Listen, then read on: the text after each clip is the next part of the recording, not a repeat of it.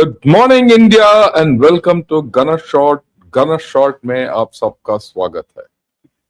We got into the 15th day of the Iran war. Actually, today is the 16th. I'm only giving you the update till yesterday. And what's to go see ahead? It's the unfolding battle for the Strait of Hormuz. And my cartoon tells everything. And at this point, I'd like to say that it's not only Gonna Short people who are watching it, it's also people from, subscribers from P Gurus who are on the show. Welcome to everyone. Do subscribe to both the channels and also join in as members and, like the video also. Right. Interesting days are coming ahead and we're going to see this battle going to Hormuz. The whole story now hinges around Hormuz and oil. Like I've been saying for the past 2-3 days, ये जो युद्ध है ये तेल का खेल है. For those of you who don't understand, it's the game is all about oil. The tail is Hindi, oil in Hindi, and kale is game. So the game is all about the oil.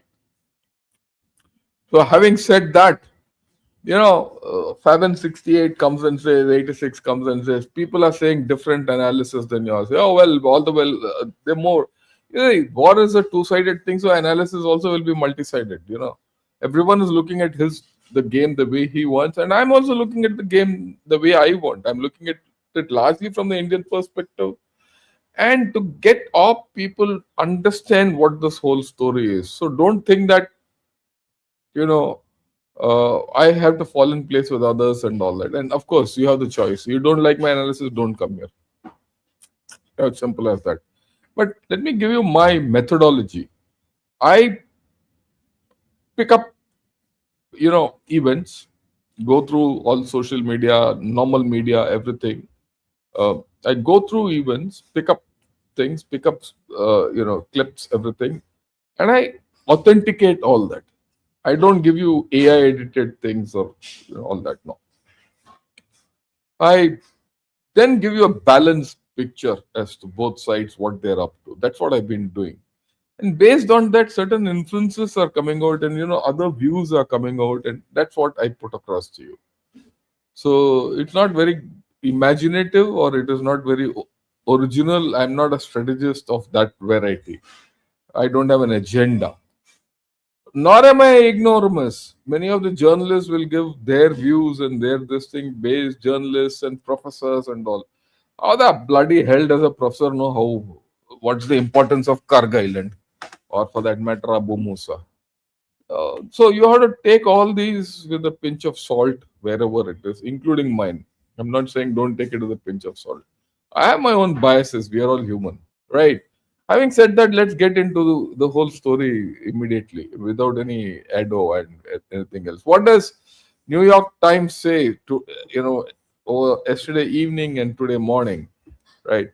He says for Trump, a promised economic boom collides with the costs of war. Yeah, Trump is realizing that war isn't so easy. And fundamentally, I think he thought he could transpose Venezuela here. He and his advisor have failed in this, right?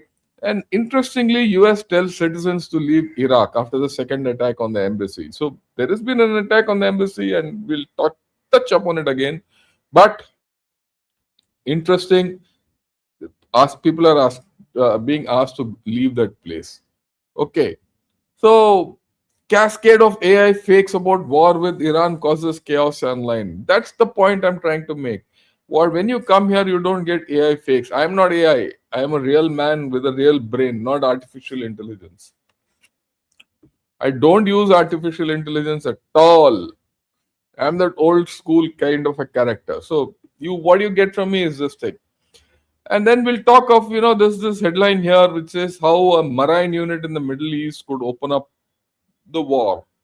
And we'll see how it opens up the war and all that. We'll touch on that because that's the interesting part. And yesterday evening, it was said why little was done to head off oil Straits of Hormuz problem. Yeah, everyone knew there's a problem in Strait of Hormuz, but if you had to, resolve the problem beforehand, it meant, you had to step on a few toes. So that was not politically feasible. And I'll talk why it's not easy, even now at this stage, to open up Hormuz without boots on ground. I'll explain to you today in a little more detail. Okay. Then Iran has put Middle East water supplies at risk, and we will talk of it. And then, of course, there's this article, Trump and Rubio's vision of war, the art of destroy and deal. Well, that's a internal political game of USA. Will not go there. Washington Post says Trump calls on other nations to help open Strait of Hormuz. U.S. embassy in Baghdad. That we know. But the interesting thing is, Mr. Trump has given a call out to the rest of the nations, including Russia, China. All those people can come and open the strait up. I don't think it's feasible. Even if they do come, it's not feasible. This is a job by one nation or at best two nations in coalition with each other. Right? People are saying this is panic. Maybe he's spreading the panic intentionally. That look, the Strait of Hormuz will come, आप भी आ जाना line में खड़े हो जाओ. Right. So that's what Washington Post says. US Central Command says Kharg Island strikes destroyed military sites, not oil facilities. We'll touch on this a little more because what's going to happen in Kharg Island, we'll have to, has a backward connect to what I said yesterday to what's coming up. Okay. Trump asked the world to keep the strait open. Now, world won't help. It's only between Iran, Israel, UAE, and this lot, USA. No one else is going to come in. That's what Al Jazeera says. And it says US hideouts in UAE legitimate targets after Kharg Island attack. Now, as per Iran, US has crossed the Rubicon. That Rubicon means that all the US facilities in UAE will be hit. And that's happening. It's hitting UAE. And I'll talk of this a little later. It's singling out UAE. Right? Who? Iran. Iran is singling out UAE for a purpose. And we'll talk of that in detail today. Okay. Then, of course, China. China is on a tangent. They're not worried about day-to-day developments in this war and all that. They say, how are military helicopters evolving to adapt to the age of drone warfare? US is shifting third to Middle East. That's important. That's important. So that means US needs more air defense. Will it put some holes in the eastern sector? They've taken that risk of shifting. That's a military decision. That's a political decision. Okay. Will China's yuan lift Strait of Hormuz blockade? Well, it's not going to happen. Though Iran has said that, anyone who's dealing with Iran, this is all kind of unauthenticated news coming out. Will anyone trading in yuan be allowed to pass through the Gulf of Hormuz and all that? Unauthenticated, because the guys who have been allowed to go are not allowed to go. And we'll talk of it when you come to the Indian thing, how things have happened. And then think of a lot of fakes, which I mentioned earlier also. Look at this. It says Israeli Prime Minister's office refutes suggesting Netanyahu is assassinated. There's a story going. There's an AI video which shows his corpse also. And some six-fingered guy. All this. There's a lot of fog in this whole story. And people are creating narratives. I wouldn't say narrative. People are creating content based on not even narratives, their own narratives and the way to get their importance and things like that. Look, we are not in that. I'm not in that game. Be very clear on that. I mean, you should be absolutely clear on that. Then, of course, there's this news. Let me highlight it further. 5 US Air Force refueling planes hit an Iranian strike on Saudi Arabia, as per Wall Street Journal and Reuters. Wall Street Journal came out with it, and the Reuters has also amplified it, and many have said now 5 refuelers gone. I had my doubts. No one missile will take 5 refuelers out. And sure enough, it took the president to come out and put this on. Right? Let's just see what he has said. Okay, let me make it bigger. Right. He said fake news out about five tanker planes that were supposedly struck down at an airport in Saudi Arabia and of no further use. In actuality, the base was hit a few days ago, but the planes were not struck or destroyed. Four of the five had virtually no damage and already back in service. One had slightly more damage but will be in the air shortly. None were destroyed. So, what you're saying is, see, you have to understand the difference between a strike and damage. You can strike a person, but does he get damaged? Just because you hit him, that doesn't mean he's gone. Yeah. So remember that always and every time. A strike is not damage. A strike is not incapacitation. A strike is a strike. So many of these don't strikes and flashy things which are seen. The actual resultant damage would be less, and so be a little careful in assessing whether US is stuck or not, or Iran is finished or not, and all that. I mean, it's just not there. Okay. Now right. Let's go to the next one. Let's go to this map and see what's happening here in this map. This is a map which the New York Times put out. They focused on things outside. US bombed Kharg Island. We know that. Israeli military said it has attacked Space Research Center in Tehran. That's interesting. So, whatever, it's possible that all space-based information was coming to Tehran through this center. It's not they call it a space research center, but it basically must be a communication EAO.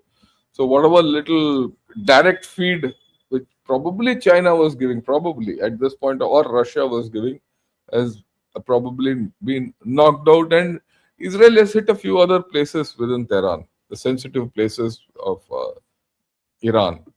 Okay, and there are airstrikes in Beirut also, right? And so that's a full operation going on. If this Iran-US big spat was not going on, that would have hit the headlines. Today, I might be discussing to you about Hezbollah and Israel and all. It's reduced to a sideshow, but Israel is fighting two fronts. And remember, Iran itself is fighting, with its proxies around. See, all the proxies are working. It's not as if the proxies are dead. Okay? So that's it. And of course, Iran allied militia has hit the US embassy. So the US embassy, if it gets vacated, then it means a big, I wouldn't say loss, but a loss of face for US. That's how I look at it. Okay, now let's get into the battle events of yesterday. Fujairah oil terminal in UAE has been hit yesterday. Again, I don't know whether it's off or not, but it's been hit. Right, again, UAE's oil terminal has been struck by multiple drones. This is from Iran. Iran Observer. So this is the Iranian side. That was the other side of the story. Now let me explain to you what is this whole the significance of Fujairah. The significance of Fujairah has to be understood by people. I'll enlarge the map. This is Fujairah. Fujairah has passed the Strait of Hormuz. It's outside. It's straight in the Gulf of Oman. So why are they hitting Fujairah? Because UAE has got a pipeline from Dubai to, or rather wherever it is, to Fujairah, so that the Fujairah port can directly offload. So you don't have to go through the Gulf of Hormuz. That leaves Dubai or rather UAE with the capability of continuing to export oil with respect to what happens in the Persian Gulf. See, that's the important thing. That's why Iran has hit. And Iran is very clear. Why is Iran doing this? Why is Iran doing this? So that you hit here, if this pipeline and this is closed and you can't export anything out of Fujairah or increase the capacity out of Fujairah, they must be having some method. Then people are forced to open the Gulf of Hormuz. We talk of the Malacca dilemma. This is the Hormuz dilemma, which has been bypassed to some extent by Dubai. Now, Iran, see, the point is the moment you degrade this, this isn't a problem. If tomorrow this increases, the pipeline increases and Fujairah gets the prominence in UAE, then Iran becomes irrelevant. That is why it is targeting Dubai. Remember that it is targeting UAE. Why is Iran targeting UAE? As much as the Strait of Hormuz, Iran controls the northern bank, and we want to, we, when I say we, the US and its forces and all want to get hold of some part of the northern bank. Okay, Iran also wants to get hold of the southern bank. It might not put boots on ground, but it wants to control everything here so that no one can exist out here. If no one can come in and do anything out there, it continues to control the Strait of Hormuz.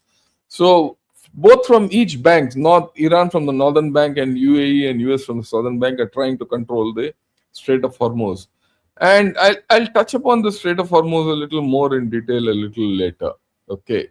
I'll come back because there are certain issues which have happened. It's not only Kharg Island, there's an island called Abu Musa and all that. But let me put things in perspective. Here it is. There are two oil lines, right? One oil line, let me make it bigger. One oil line is, Abu Dhabi to Fujairah, or which I'm forgetting that, Habshan Fujairah pipeline, right? And the second is the east-west pipeline from the Aramco thing at, I think, Kurais, from Kurais to Yanbu. And it picks up oil from others. And that's got substantial 50% of Saudi oil is going out. So actually speaking, if all things normal and even if the Strait of Hormuz is closed, the guys who are in some kind of a balance are still the Dubai people, that is UAE and Saudis. Because their oil will continue to flow. It is the others, Iraq, Bahrain, Qatar, they are the ones who are stuck. The others will flow. The Kuwait, yeah, did I say Kuwait? I missed out? No. So their oil will continue, will get stuck. But the second point I'd like to make is, given the fact that, look, we are in a condition where the Strait of Hormuz is closed. We will be in a condition tomorrow probably where the Red Sea passage is also closed, that is Bab al Mandab. Then the importance of the iMac comes in. So those of you who felt that iMac is out of the equation and all, just forget it. iMac will come in. In the next 1 year, I see iMac coming in, along with a lot of oil flow pipelines. India will put money, say, okay, you make a pipeline through Dukum. Dukum is here, Oman. Of course, this is hard desert, but now people will take, even to say in our Thar desert, we don't have communication, and all, everything is there. So you'll see this iMac now speeding up. It's in everyone's interest that iMac comes in. Europeans, Americans, Indian, Gulf countries, and Israeli. The only ones who will not be happy with it are the Turks will not be happy, Chinese will not be happy, and Iran won't be happy. And if you have to end game or side play Iran, this is the only way. And if Iran has to also behave, this is the only way. And you'll see this unfolding on. Irrespective of what happens, my guess is one of the biggest takeaways of this is the importance of iMac. Well, others might have different view about it. This is my view, and I'm sure so far my views have generally I've been plus minus 10%, 20% correct. And then if you look at the Iranians, they've said Iran has urged UAE residents to evacuate ports, docks, US military areas. We warn the leaders of the UAE and the Islamic Republic that the Islamic Republic of Iran use it as a right to defend its national sovereignty and territory by striking the launch sites of American missiles located in shipping ports, docks, all that. So they are saying they are all this thing. And right. And they're going to target American backed energy infrastructure. Now, everything in this peninsula is American backed only. So they're actually saying we're going to hit everything. And that's what they're doing. Today morning, I heard they hit something called Al Kharj Air Base in Saudi. So they're hit everywhere. We'll have a look at where all the bases are and all that. Okay, which will become targets. And then, what is the guarantee to end the war? He says, this is in two, three different. This is by Aditya Raj Kaul. He says, end of war is in our hands. Iran says, we will consider ending the war only when we receive full compensation for all our damages from US. We obtain 100% guarantee of future, which is not possible without EAO. And that means they want US out of the Persian Gulf. We'll see. This is a tall order. This is a dream. And they say recover all our expenses. This is from someone else. Other full compensation, 100% guarantee of the future. Same thing, right? Right. And then Iran has also reported the Kharg Island thing. What has happened? This was yesterday, but I'm putting it back. More than 15 explosions heard on the island. Enemy attempted to damage military fortifications, the Joshan naval base, airport control tower, and the helicopter hangar on the continental shelf. Right. Sources confirmed that no oil infrastructure was damaged. After the attacks, Trump claimed that US struck all military targets. Trump's claim of destroying Kharg Island's defenses is false. Defenses were reactivated an hour after the attack. Right. Trump also repeatedly claimed the complete destruction of Iran's missile capabilities, but waves of missile and drone attacks have now reached their 48th round. Today morning, it is the 51st round. So 51 rounds of missiles have been fired. And I mean, it gives you an idea. They're making about 2 to 3 strikes in a day, not more than that. This was yesterday's news, 48th round. Today morning, it's 51st. 3 strikes, 4 strikes. Is it significant or just propaganda? What's the effect? Like I said, there's a difference between the effect and the strike. Okay? Please understand that. Right. That's how it is. And then something similar with US also, Central Command came out. It said we executed a large-scale precision strike on Kharg Island. The strike destroyed naval mine storage facilities, missile storage bunkers, and multiple other military sites. Yeah. US forces struck more than 90 Iranian military targets on Kharg Island while preserving the oil infrastructure. So whether we like it or not, whether Iran likes it or not, whether US likes it or not, there is a certain amount of degradation of the Kharg Island military infrastructure. Okay, there has been. Right. But let me talk a little bit of the Kharg Island. Why is Kharg Island important? It holds the oil infrastructure. Why has US hit the military infrastructure? So that the defense of that island is degraded. What's the importance of Kharg Island? You see, Kharg Island has the capability to load about 10 to 12 tankers. 10 to 12 tankers simultaneously. Because the water is deep. Lot of berths. Tankers won't be there now. Or might be there, I don't know. But I don't think it will be there. Because no tankers are going through. It's important because Kharg Island is capable of being captured amphibiously. Put a, para or a sky drop, okay, vertical envelopment, capture the military bases there, special forces, take ships alongside because the berthings are deep there. Right. It's vulnerable. So I expect to see more action around Kharg if US wants to capture that. The value of capturing that is then you economically squeezed Iran out. Let me tell you now my own way of looking at it. Get hold of that, get hold of some part of the Strait of Hormuz, Iran will have to fold up. On that, let's not have doubts. After that, Iran can keep whistling what it wants and all that. If this is caught, well, That's the plan. I'll discuss it a little later with all of you.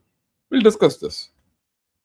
Of course, Trump has come out with this 95% decrease in Iranian drone attacks. That's important because the while we say that Iran is continuing with its drone attacks and it's maintaining its position and all that, I agree. It's maintaining a flag still intact. It's not dominating. Remember that. Iran is doing some strike. How much damage we don't know. How much it has been put off? No, it's not. Does Iran have the capability of finishing off all these forces out of question? So it's only keeping its end up. That's the military hard fact. Okay. He says 90 plus Iran missiles destroyed, no problems. But Iran still retains the capability of dominating the Strait of Hormuz. They don't need navy for it. And I'll explain how. I'll explain how and the difficulties of this battle for Hormuz. Right, and 6,000, you can keep striking any number of targets in Iran. It has no immediate value left. It will have value later because Iran has to rebuild. More targets you strike, infrastructure, ye, wo in Iran and Tehran and Shiraz and wherever, that much more difficult for Iran to recover. And Iran will remain weak for a long time. Okay, right. This Iran has been saying, US should vacate this area for peace and all that. Is it feasible? See the number of bases in which are there in this area. Look at the dots. These dark colored dots here are all major US bases, and other sites are where they're present. They're not bases, they're present. They can't be obstruct from all there. Why are they in the first place? Right? Like I always say, if these chaps are not there, the Gulf monarchies will go. For US presence in their country is their insurance. They will keep saying, oh, US has come and yeah, oh, all that. But they want US there. It's not only external, it's internal also. And also remember, many people have said, why are the Gulf people not joining in this war? They don't have the capability. That is why even Saudi Arabia wants, Pakistan to join the war. You remember Saudis and Yemenis have been fighting for so long. Technologically, there's a complete outmatch. Saudis don't have that kind of training or manpower to do anything. Right?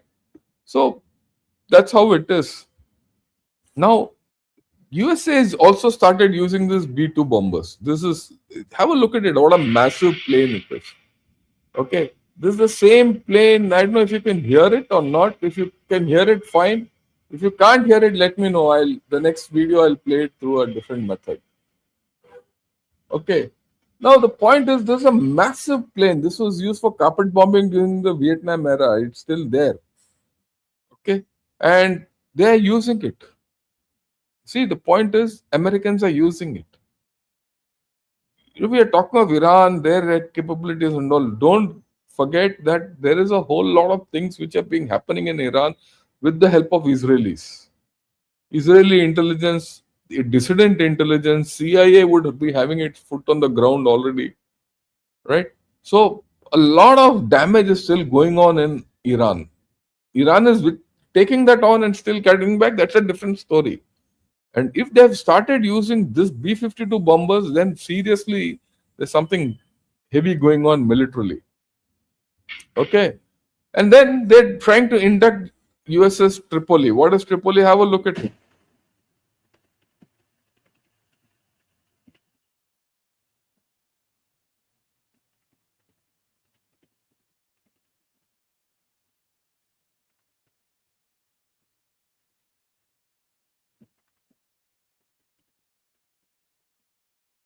See, USS Tripoli is an amphibious ship. It has a runway. It can take on aircraft. It can take on close support aircraft, Ospreys. It can take along with it the choppers, everything. Plus 2,500 marines. It has got its own firepower. So it has the capability of land, air, and sea uh, uh, capability. So this can be used. Where can it be used? We'll just see. We'll see where it can be used. But it's a big ship, and this big ship has to pass through that Strait of Hormuz. Can it pass? I don't think so. And Iranians say will not allow anything to pass. So America has to fight its way through the Strait of Hormuz for anything to go in. What is inside is inside. Now, but to go in and do anything in the Persian Gulf, it has to fight its way through. We'll discuss this also in detail. Oh, so there's no audio for thing. Okay, we'll have a look at it. We'll see that.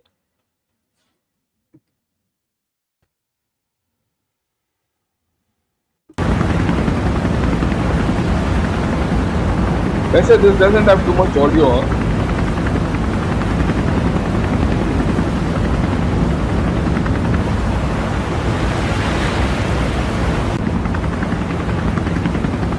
I hope you're having something out of this.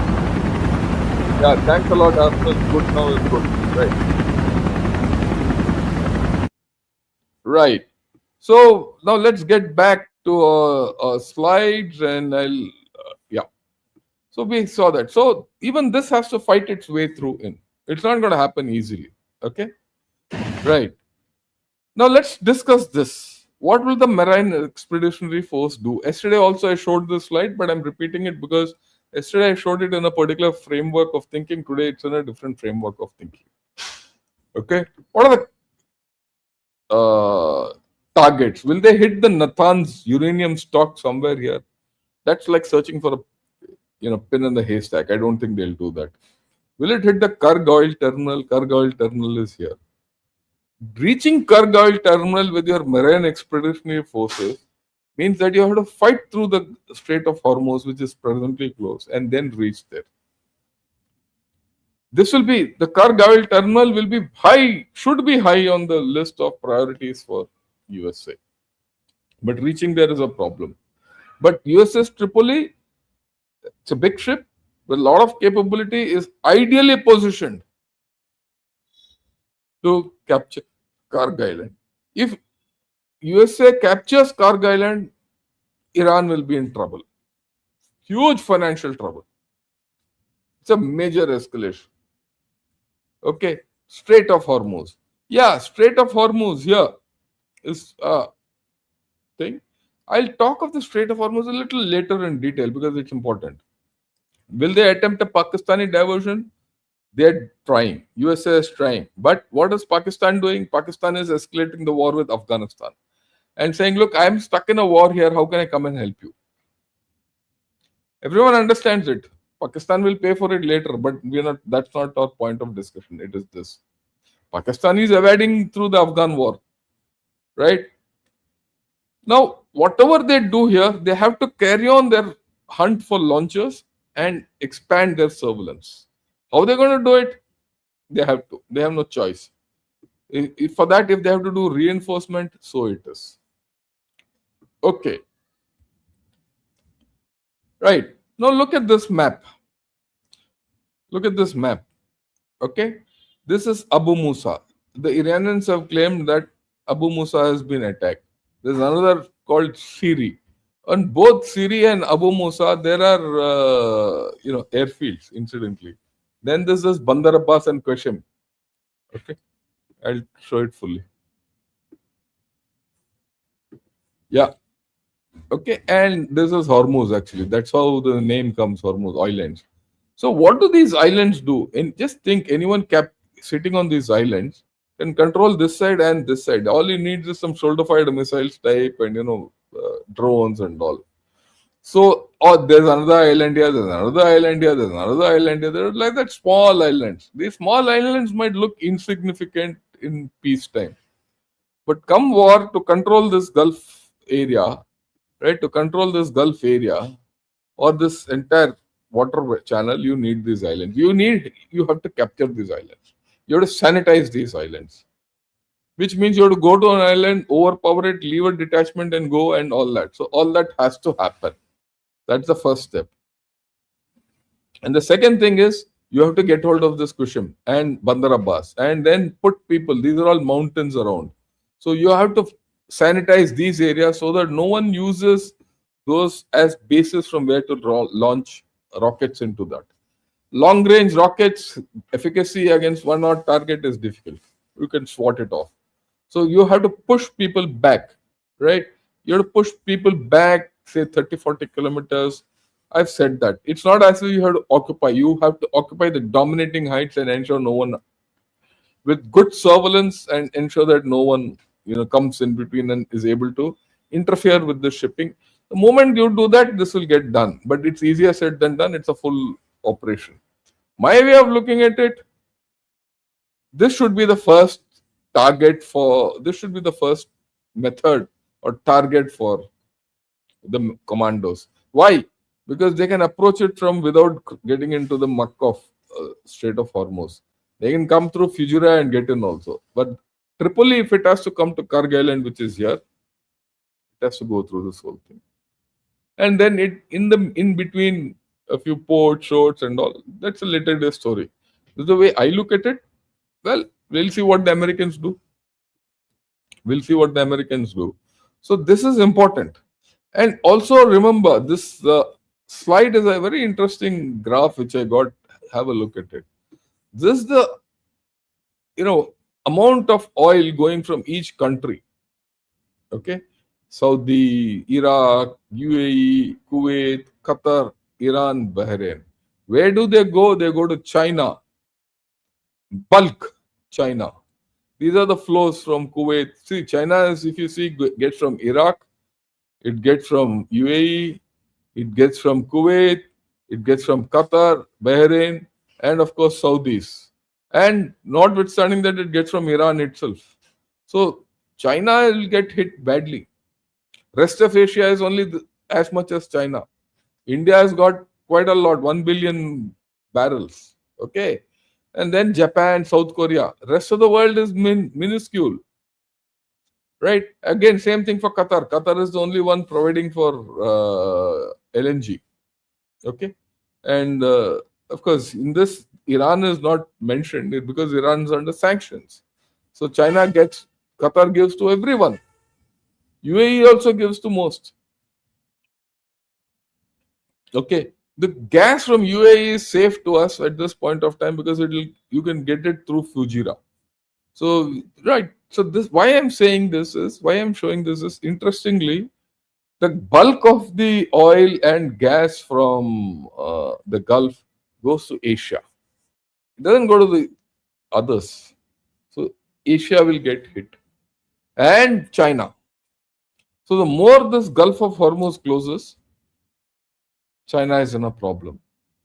And I'll show you the oil dependency of China a little later, energy dependency. So when people say China is supporting Iran, I don't know whether it's supporting Iran, because if the oil doesn't flow through, if the oil of the other countries won't go through Hormuz, why will the other oil go through? Iranian oil go through to China? It doesn't happen. China is in major problems. Whatever people, these are facts. These are facts. These are not my imagination. So Hormuz opening is critical to everyone. That's why Trump's message has to be seen. It's not as if he's seeking help. He's saying, yeah, you're also involved. You get it. Why should I do it alone? Share the fun. Okay. So he's playing a different game. But Hormuz is critical. Okay. Right. So I get back to this map. Hormuz is critical. If you want to get through, you need these islands. See, this island I just checked in the morning, Siri or Abu Musa. This is about 35-40 kilometers this side and same. It's almost midway. Right? And this is the narrowest part. Control of this can be from here and from here. And that is why Iran is targeting UAE. It is targeting for this area. It want to control this area. If American forces are hampered here, see, even if you fight your way through this, you still need this base, this jutting portion which is coming out like a finger. You need to put your people on ground to cover this. Only when you're here and you here all that, then you can say, okay, you be here. I have no problem. I have these islands. I'll get a channel through like this. And for this, of course, I'll catch one or two islands and see. That means what? The moment you do that, Iran's focus is now on evicting these fellows. Iran has to change its tactics. And if a diversion comes from Pakistan, nothing like it. I'm now giving the military situation. This is not tactically. This is not strategic and what Iran will do. Ye wo. This is what the battle for Hormuz should pan out in some manner. The Americans might have a different way of doing it. I don't know because I am not gone on ground to see all this. I don't know the ground actually, the sea, the ground there, and the channels and things like that. But well, let's see how it pans out. Okay, so this is Kharg Island. You have to fight through that. I have explained to you in detail. See, this is 300 kilometers, and this from end to end, and this is the Abu Musa. 40 kilometers here, 40 kilometers here, 33 kilometers here. So Hormuz is here. So these islands definitely you have to get hold of. Otherwise, this is not sanitized. For anything, that any bridge is between two banks. You have to get the north bank and the south bank in this. Simple as that. Then the thing is, this whole story has put the Gulf water scene at risk. Water scene is at risk today. Okay. Yeah, he says the peninsula is Oman, not UAE, but then Oman is fully. Yeah, you might be a little wrong, partner, because Fujairah is here and Fujairah is UAE. Yeah, incidentally, it's not Oman, right? So have a look at the map again.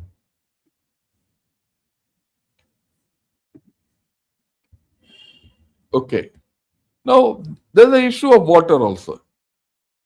Now, these are the water salination plants in this area. I just thought I'll put this.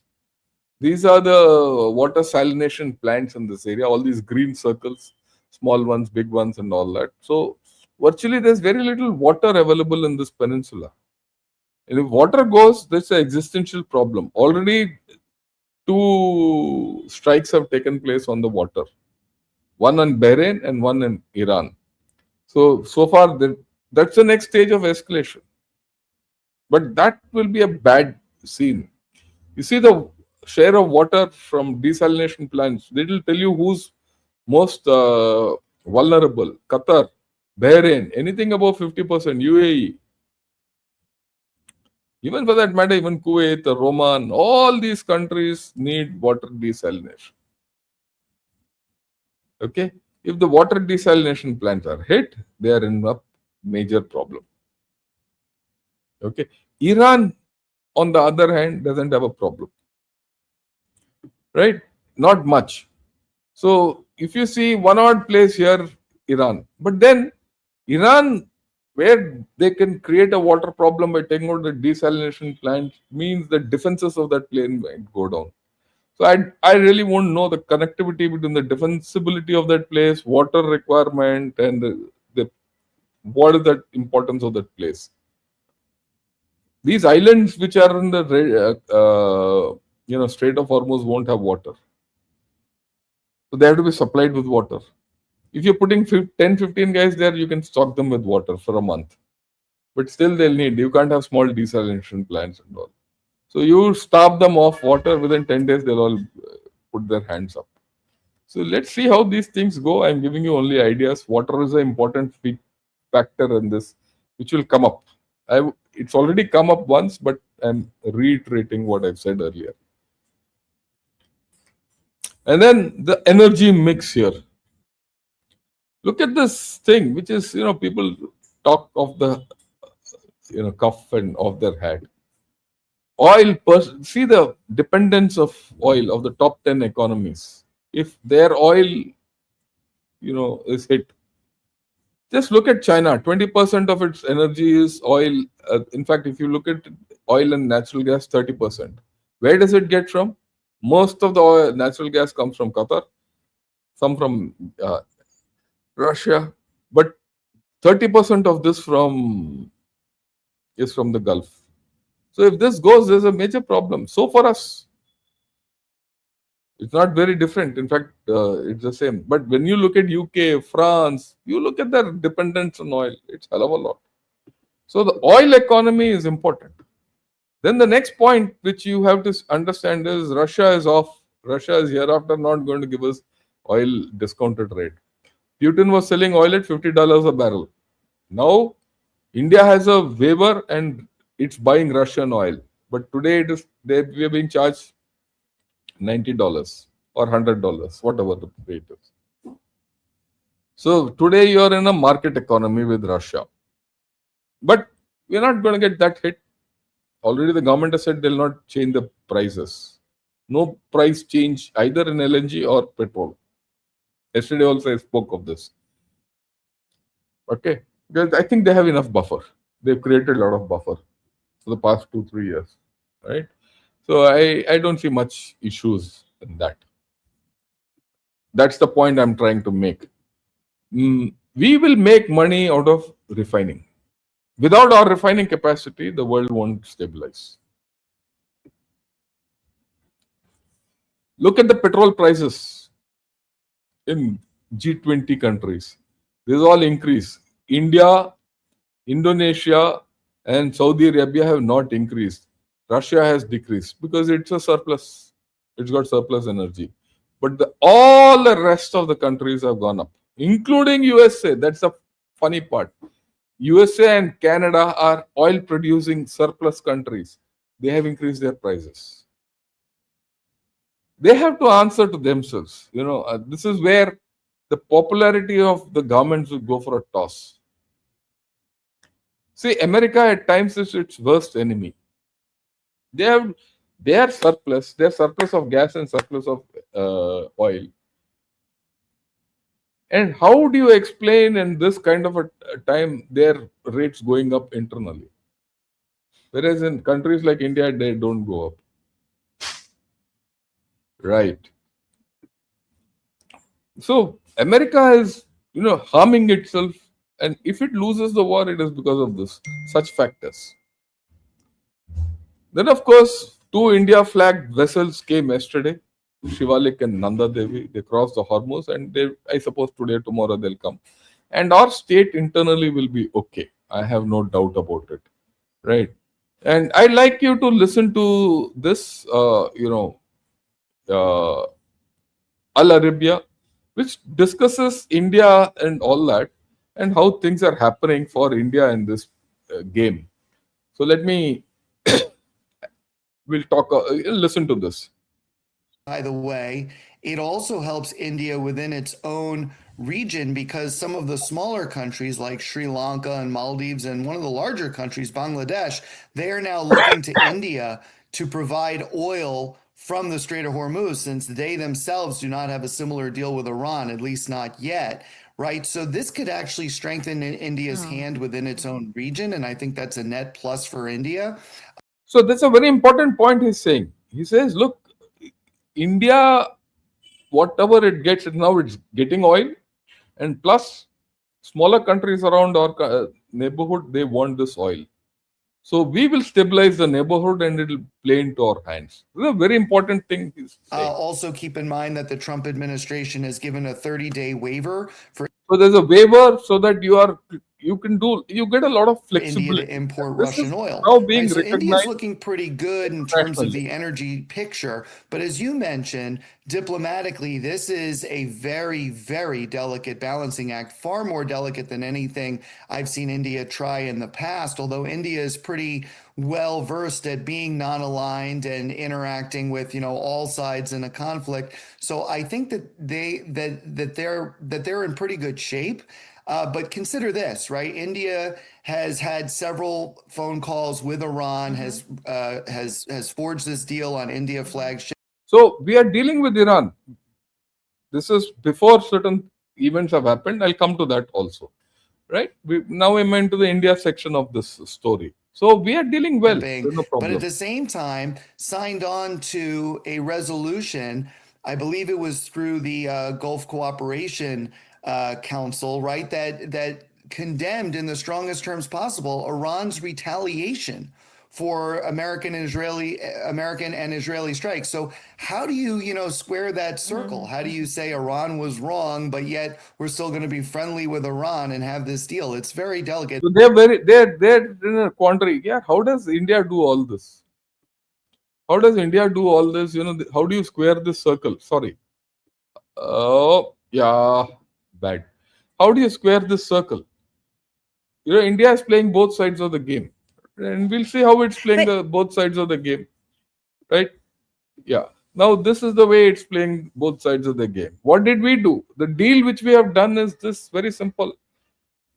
That IRS Dana which went in, those sailors, the dead bodies. Somehow we've helped. Iran, Sri Lanka. We've spoken. They've gone home. Plus, we had one ship which was inside Cochin. That has also been returned. People have been returned. We're not. So we've lent a hand of friendship to Iran at that time, 1 week back. So now they've left two ships in. Yeah, someone says, yo, you need, yeah. So he says, these two ships good for 10 days max. Things will even work out. After 10 days, things will work out. So don't be in a flap. I mean, I somehow find many people are a little jittery about what's happening. Don't get jittered. India is strong, it will happen, and I'll show you why it will happen. I don't foresee any problem for India. Okay. Oil though is not a problem. It is that LNG from Qatar is in a problem, but we have other sources of LNG also. So there might be a bit of a reduction, but I don't visualize it. Right? Even if it's there, it's so be it. Right? Yesterday, like they said, Indian Navy swung into action. They got hold of both these vessels, Shivalik and whatever that other one, Nanda Devi, and they brought it in, which is good. And why things won't go south is because of this. Yesterday in the India Today conclave, the Iranian ambassador had a discussion. Have a look. Understand. I'll play it. It's a 5-minute clip. I'll play it for a couple of minutes.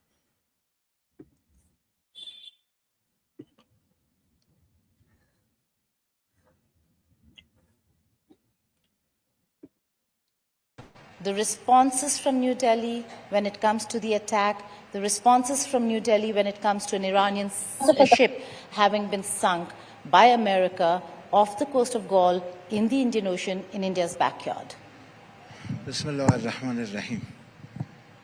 First of all, if with your permission, I want to thank you for providing me this opportunity, and thanks the organizers. See, the first thing is you got the Iranian ambassador on the India Today enclave, and that's what he says. Thank you. There's no other platform, there's no other place where Iran is getting a platform to speak. You remember that? And now he says, thank you. Only India has got the platform, and that exchange, pro quid quo kind of a thing which is going on. You give their sailors back, their ship back, and you're getting oil in. I mean, not their oil or thing. Your tankers are coming through. And you know that we are in the time that we have lost our great figure and great. Okay. And you know that I want to say something before I starting my answer to your question. His Eminence always advises us, try your best to stand on the right side of history. And I believe that His Eminence stood on the right side of history and received his reward, because we believe that our country to high level of the technology and science you can see in the virtual space.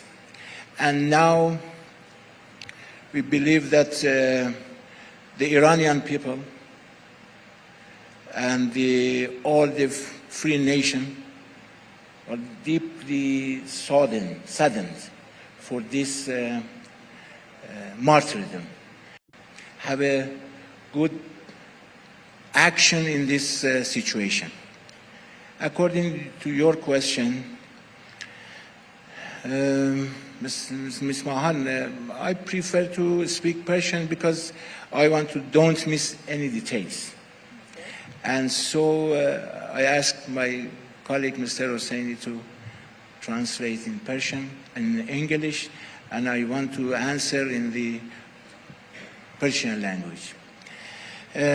در مورد این سوال شما ما مذاکره ای رو جناب آقای مودی داشت بحث بشه که روابط ایران و هند رو تلفنی رو هماهنگ بکنم.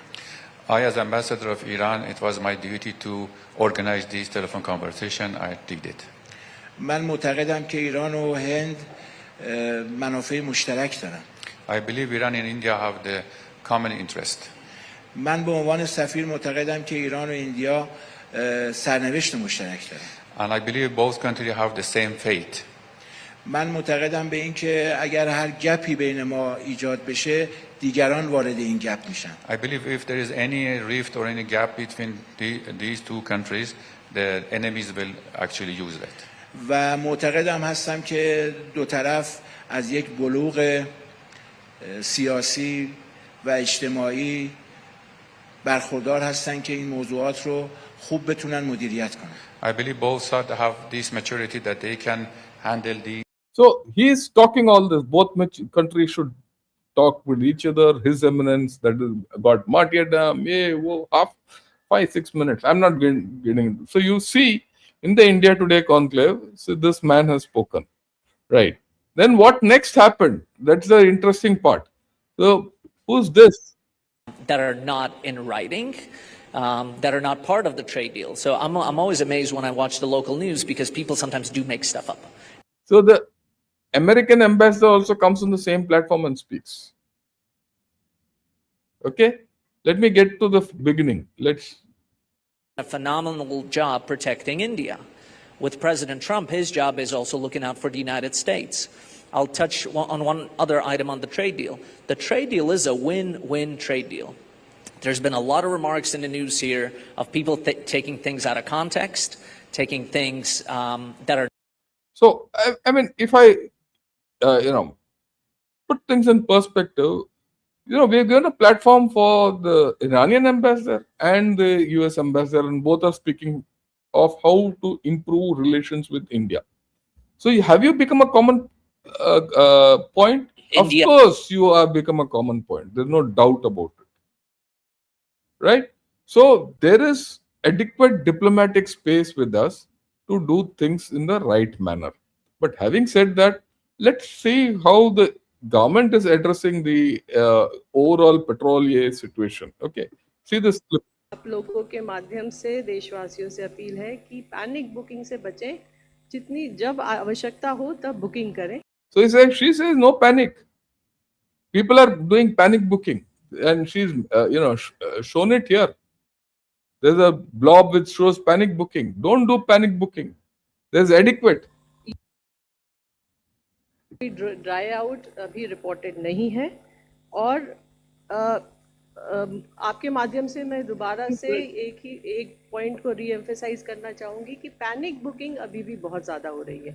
कल जो number हमने आपको लगभग 75 या 76 lakh booking बताया था, I mean now that number has increased to almost 88 lakhs. So this is nothing but a panic booking. मेरा आप लोगों के माध्यम से देशवासियों से अपील है कि पैनिक बुकिंग से बचें, जितनी जब आवश्यकता हो तब बुकिंग करें.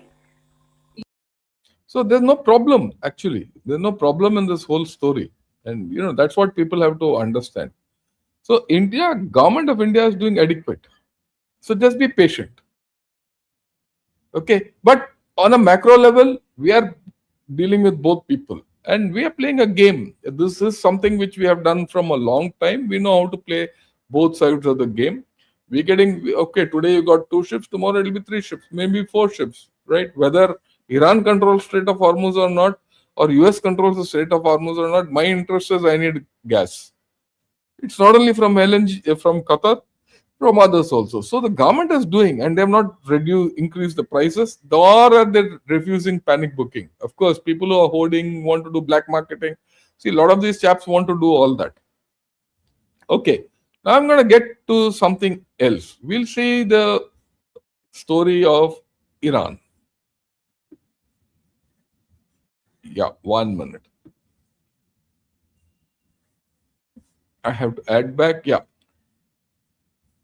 Let's get to this. What is the status of Iran? And let's see how Iran will look out in the future. How does Iran, what do you see shaping up in Iran? Because that's critical to our understanding. USA has got the strength, it will continue for 10, 15, 20 days, whatever happens to Iran, USA. Let's look at Iran. Because whatever status Iran ends up in has a bearing on us, it has a bearing on the Gulf, it has a bearing on Pakistan. So let me analyze Iran. So we are very clear the command and control is gone and units are operating autonomously. So you cannot trust Iran to keep its word. Not because that ambassador wants to keep his word or not. It is because of the fact that the communication between them and their autonomous units are gone. The central leadership might say something, the people on ground might say do something else. So in this context, these two ships coming through smoothly are a tremendous achievement. We forced them to communicate down the channel and reopen their own lines of communication. And it must have been done at great risk. Let me tell you. Now, Iran, whether it is weak or strong, is a greater threat to Gulf monarchies than before. This is an enmity which was latent. Today it is deep and open. And it will continue further. Don't expect it to get papered over. That's thinking, too much, asking too much. Right. And then, of course, whether we like it or not, Hezbollah, Houthis, and Iraqi militias are on the verge of getting revived. This is the Iran we're going to see. Their economy is shattered. Regime survival will be existential because we don't know whether that Moshtaba is alive or not. A lot of news coming. His face is not seen. Right. At the same time, the major threat from a degraded Iran has receded. Let's face facts. If you can push them out of the Strait of Hormuz, then you're looking at a different scenario. And like I said, Iran is isolated politically and militarily. Okay? No one is coming to its aid. Even covertly, I don't think anyone is coming to its aid. Now, are you looking at what is that IRGC state which will emerge from this? The Islamic Republic 2.0 which will emerge out of this? What will it look like? This is what I've made it. See, military success by USA will not translate into a political victory. A military loss by Iran could translate into a political victory for them. If today the conflict ends, Iran, let's face fact, would have lost its nuclear facilities and scientists. They've lost it over. You have to see Iran across the 12-day war in May and now. The missiles and launchers are gone. Weapons factories are gone. Navy is almost gone. Command and control for its military, intelligence, security forces all gone. But the regime will survive. Okay. Many people in their military leadership, political leadership are all dead. They'll be replaced by others. Who are these others? They'll be fanatics, radicals. So what you're going to see is a more radical regime coming out. And also there's no sign of a popular uprising. I have a little word to say, I'll say this. Right? Like I said, the cadres of Islamic Revolutionary Guard Corps will come from the ashes of this whole story. And they will be hardened radicals. That's the danger which Iran continues to project. They are now people who have nothing left except their dignity and pride. And they'll keep fighting. Because they have nothing to lose. See, any strategic bombing which you do will eventually backfire. This carpet bombing business will backfire. Americans tried it in Vietnam, it backfired badly. They tried it in Afghanistan, it will backfire. They're doing it now with those B-52 Stratofortress bombers, it will backfire.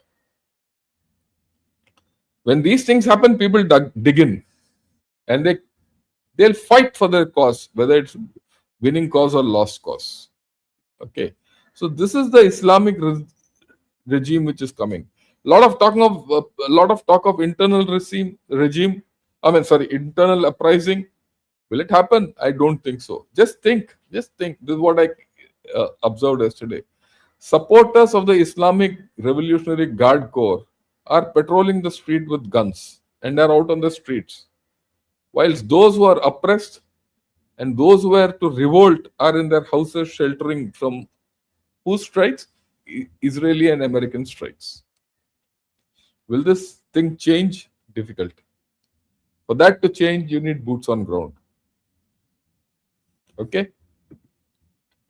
Right. So, look, before I finish, Trump's likes the show of American power, yeah, whoa, but he doesn't want to pay the bill. He wants others to pay the bill. Who will pay the bill here? Will America pay the bill? No. Will the Gulf countries pay? They might have to. Will Iran pay? Might have to. Then there will be a resurgence of terrorism from Iran and its sympathizers. Who will stop it?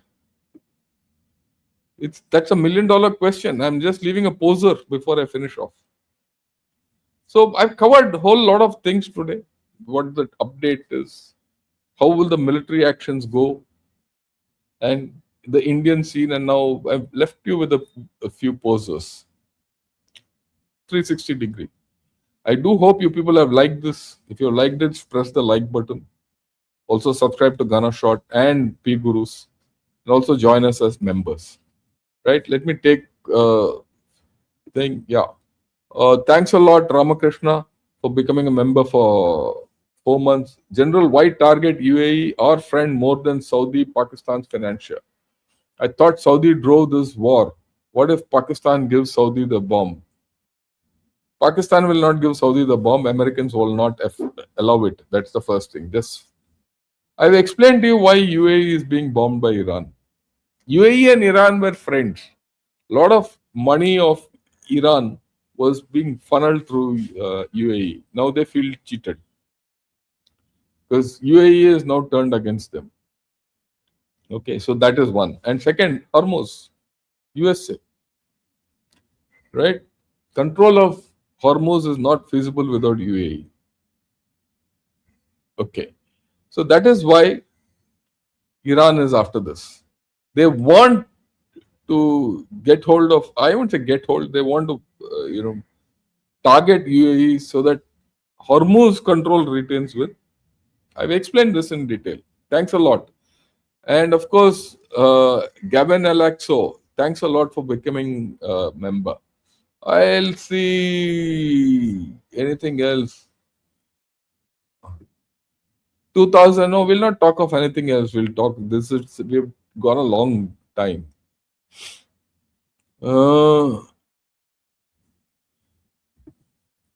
Yeah, US issuing India for operating the Shahid Behesti terminal. All that is now at this point of time out. You're talking of Chabahar at this point of time with this out. Okay. What's happening in China? We'll talk of it. There's nothing much happening there. Okay.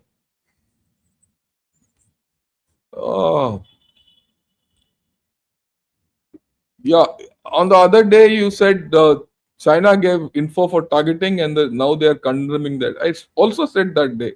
Initially, they gave targets, but then they found that whatever information they gave to Iran went against them. So that's how it is. And now they pulled out. Right? They didn't war game this way. I don't think they thought that this will come to that. Initially, a lot of people in China would have thought, okay, the Strait of Hormuz won't close. You can defeat America, make it costly. Suddenly, when they found the oil flows getting hit, things have changed. Okay. Yesterday, Deltas raided a compound of Khamenei and took out 370 IRGCs, also intelligence. How will it affect the... We'll see. I don't know which compound of Khamenei they took out and how many they took out. So because this is not come in any news, because I don't have, other channels. So this, I don't know where you got this news from. If this is right, please send me the link. Put the link in the, as your comment. I'll look into it and then I'll see what it is. I'll evaluate it after that. Okay. Oh, a lot of questions. Like I said, people are saying different things. Well, your choice, how you want to take it.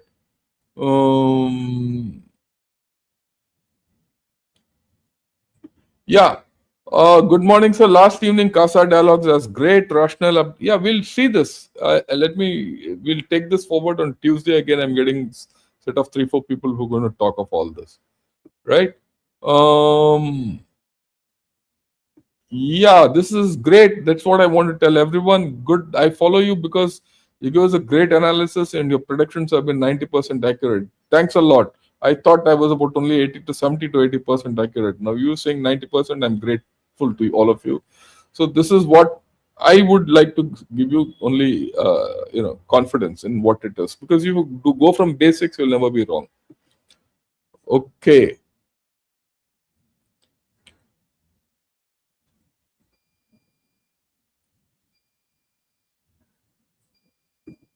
Underestimating Iran is the biggest mistake of USA or Trump. That's their headache. From my side, it is USA, whether it's Trump or not.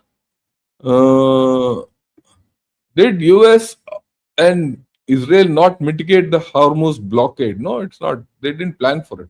They didn't think that they'll come to this level. That's the point. You see, war is two-sided. It's very difficult to war game the second side.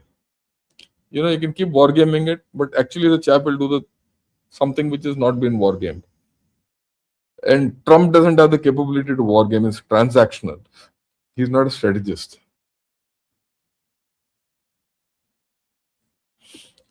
What does this say about PRC protecting its interests? PRC doesn't have the capability. Leave it out. We'll talk of China separately.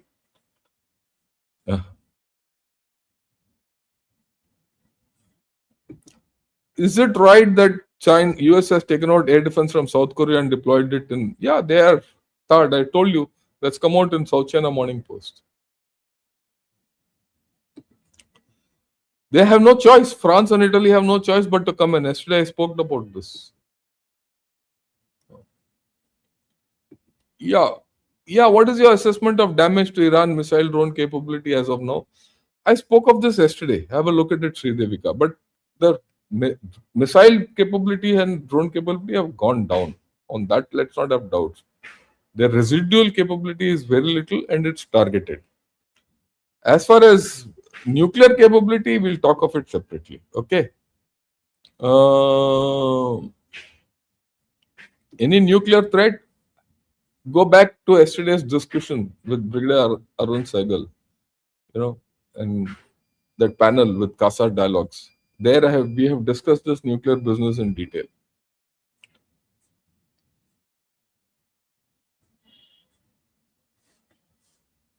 Okay, I think we have done for the day. Let me see if there's anyone else. Israel News Agency shared the news on their handle. So will Iran end with the same fate as Iraq? Let's see how things happen. Right? Let's see how things happen. Yeah, anything who can predict future correctly 70% of the time or more is in business. Yeah, I'm not a astrologer. I go by fundamental analysis. Right. Okay.